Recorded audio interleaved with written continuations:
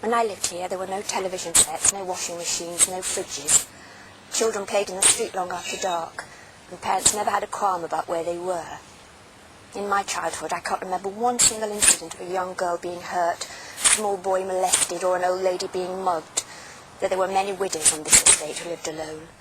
We never dreamed of locking our doors, and neighbours would just walk in without knocking, shouting those words that Hilda Ogden was to make famous. It's only me.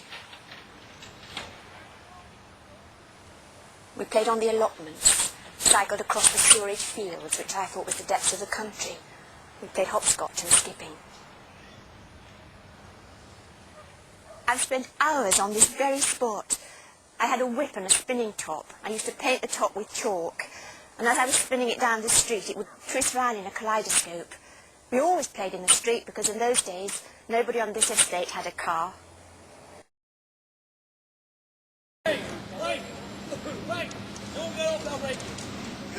When I interviewed Joe Gormley recently, he said that 25 years ago, men were too ashamed to admit that their fathers had been miners, but now they'd come up to him at smart parties and boast about it. My mother's father and her brother both spent their lives down Parsonage Pit, during the days when pit-head baths were unheard of, when silicosis was common, when miners walked home through the streets covered in coal dust, still wearing their pit helmets. Money was so poor that my granddad ran an illegal bookmaking business in his front room.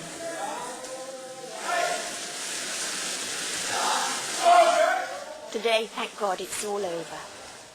The basic starting wage for a young miner is £121.15p a week.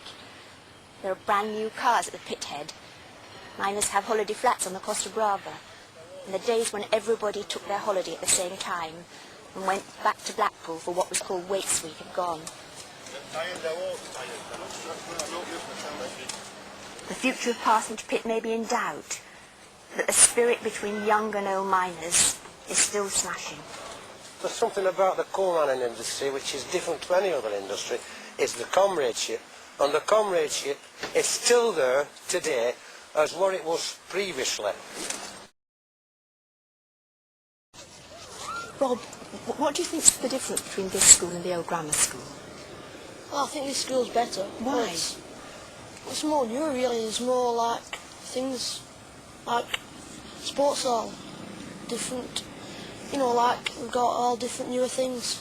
I wouldn't have let you wear an earring at the grammar school. What do they say here about earrings?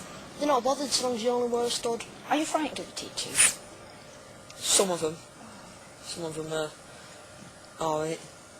Do you like the ones you're frightened of best? You learn more. Learn more with ones I'm frightened of, but then some of them are a bit soft, you don't learn anything really. What do you want to do when you leave school?